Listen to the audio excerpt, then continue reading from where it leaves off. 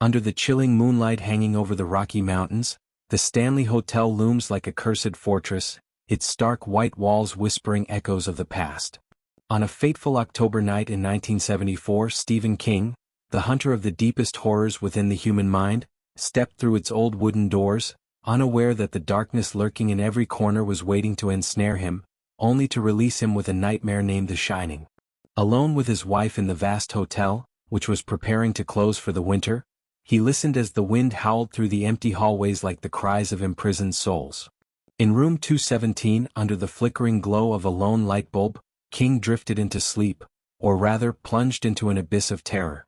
In his dream he saw his son screaming, pursued by a monstrous fire hose, its soulless eyes gleaming in the darkness.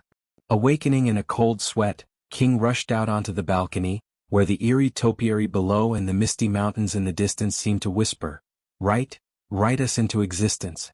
It was here that the Overlook Hotel, Stanley's haunted twin, was born, a place where endless corridors and abandoned ballrooms would become the stage for ultimate fear. But the Stanley Hotel is more than just the birthplace of a fictional horror.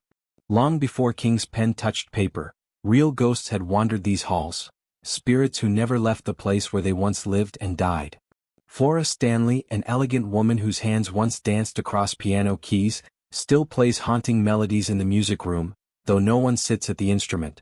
The keys move as if guided by an invisible force. Her husband, Flora Stanley, appears in the billiards room with a faint smile, his watchful eyes still surveying the hotel he built, unwilling to relinquish control even in death. Then there is Elizabeth Wilson, the ghost of room 217, a housekeeper who survived a deadly gas explosion in 1911 only to be bound forever to that fateful room. Guests have reported flickering lights, doors opening on their own, and a chilling presence as she tends to them as if still ensuring their safety. And in room 428, a mysterious cowboy in a long coat and wide-brimmed hat stands silently in the shadows, his gaze hidden, observing every move. Sometimes he approaches the bed as if to whisper something, some dark secret he took to his grave. The Stanley Hotel did not just inspire King. It breathes, it lives, and it traps the restless souls within. Every echoing footstep, every fleeting shadow is a reminder. In this place, the line between reality and nightmare is thinner than the final breath of a dying man. Do you dare to step inside? The Stanley Hotel was not always a refuge for ghosts and nightmares. Before eerie whispers echoed through its hallways, before the hollow eyes of spirits fixed upon unwitting guests, it was a dream brought to life, a grand illusion rising from the dark wilderness of Colorado. In the early 20th century, Flora Oscar Stanley, a man of both genius and obsession, arrived in Estes Park. He did not come for leisure but to escape death. His lungs were ravaged by tuberculosis, the white plague growling within his chest, and his doctors had delivered a grim verdict. The cold, dry air of the Rocky Mountains was his last chance at survival. But when his feet touched the rugged earth, when his breath mingled with the crisp mountain mist, something miraculous happened. He revived. Not only did Stanley survive, but he became enchanted by this land, a place where nature seemed to both heal and beckon with an irresistible whisper. From the ashes of illness, Stanley built an empire. In 1909, his namesake hotel emerged from the wilderness, a gleaming white structure in colonial revival style, standing defiantly against the rough-hewn log cabins that surrounded it. Its grand verandas opened to breathtaking mountain views, as if challenging both nature and fate itself. For a man who had co-invented the Stanley steamer, a roaring steam-powered automobile built to conquer the open road, transforming this remote land into a paradise for the elite seemed inevitable. Electric lights blazed in the midnight darkness, telephone bells chimed in the silence, and gleaming automobiles rumbled down the dusty trails, luxuries nearly unheard of in a secluded place like Estes Park. But Stanley did not just build a hotel. He created a living tomb, a place where spirits would one day be trapped. The hotel quickly became a destination for the wealthy and the desperate alike. The upper class flocked from across America, their suitcases brimming with gold and their hopes hanging by a thread. They did not come merely for the fresh mountain air or the stunning scenery, but to escape the white plague, a disease that had already claimed thousands of lives in suffocating city streets. The Stanley Hotel became a strange oasis, part lavish retreat with grand ballrooms and opulent soirees, part fortress against death itself. Tuberculosis patients, their eyes sunken and breath shallow, sought salvation in the high-altitude air, believing that the same miracle that had saved Flora Stanley might save them too. The perfectly manicured lawns, the elegant candlelit dinners, all of it concealed a darker truth. The hotel did not only heal, it also kept. Many arrived but not all would leave. Beneath its polished exterior, the first cracks began to form. Estes Park, once a quiet town nestled in the shadow of the mountains, was suddenly awakened by Stanley's ambition. The hotel was more than just a structure. It was the beating heart of a new community, drawing tourists, adventurers, and those in search of health. But with new life came something darker. The stone and timber walls of the Stanley Hotel held more than the laughter of aristocrats and the clinking of wine glasses in the night. They absorbed the final breaths of the dying, the desperate prayers, and the spirits unable to move on. Every brick laid, every pillar raised, seemed to carry an invisible curse, waiting for the moment to be unleashed.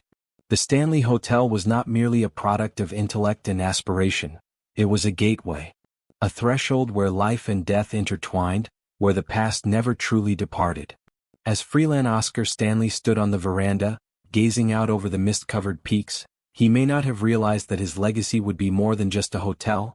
It would be an eternal prison for restless souls, spirits that would tell his story and their own, in every whisper of the wind and every shadow that flickered in the night. The Stanley Hotel is not just a building, it is a living entity, a beast of wood and stone, swallowing the stories of the past and exhaling ghosts that never leave. As the crimson sunset bathes the Rocky Mountains in blood-red hues, shadows slither through the hallways, awakening spirits long imprisoned. From the concert hall comes the giggling of Lucy, the homeless girl who once sought refuge within these cold walls, only to be cast out and swallowed by a Colorado snowstorm. Now she plays with the lights, making them flicker, leaving trails of icy air as a greeting from the beyond. Beside her is Paul, the former maintenance worker, his whispered, "Get out," still echoing in the dead of night as if he continues to guard this place from intruders, whether living or dead. Up on the fourth floor, the air grows heavier, as if time itself is suffocating within an endless loop. In room 401, the rich scent of cigar smoke, belonging to Lord Dunraven, the English nobleman who once owned this land, permeates the air despite no lit cigar in sight. Curtains rustle of their own accord, a deep murmur vibrates through the walls, and female guests have reported feeling a cold touch on their shoulders, as if Dunraven, a man notorious for his fondness for women in life, has yet to abandon his old habits. Further down the hall, the laughter of unseen children echoes through the darkness, tiny feet pattering across the wooden floor, though no child is ever present. Some say these are the spirits of servants' children from long ago, trapped within the very walls that were once their playground, their innocent giggles now laced with an eerie undertone.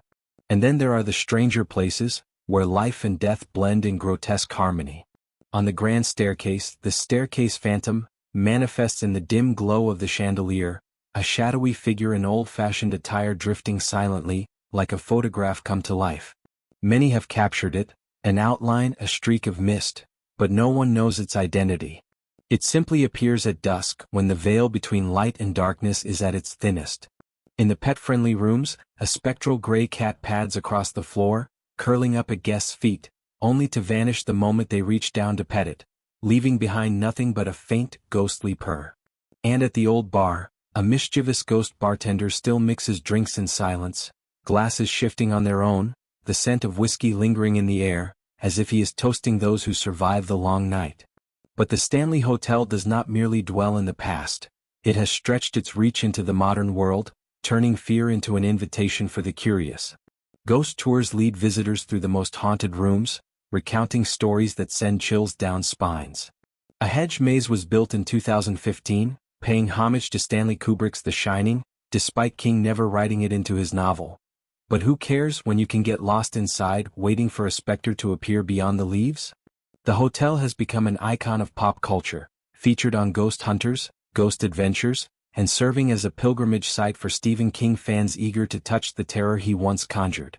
Events like murder mystery dinners, horror film festivals, and Stephen King-themed tours transform the Stanley into an arena where reality and fiction collide, where every creak and whisper might be an invitation from the unseen. As night falls, the Stanley Hotel stands tall, silent yet proud, a lighthouse in the darkness. Flora's piano plays softly in the distance, children's laughter drifts from the fourth floor, and the cowboy's shadow lingers in room 428, watching. This is not just a hotel, it is a realm where spirits tell their tales through whispers, through an icy touch, through eyes that belong to the dead. If your heart is beating faster, if a chill has run down your spine as you read these words, leave a like, share this story and subscribe, because the Stanley Hotel still has many secrets waiting to be unveiled. Are you brave enough to listen?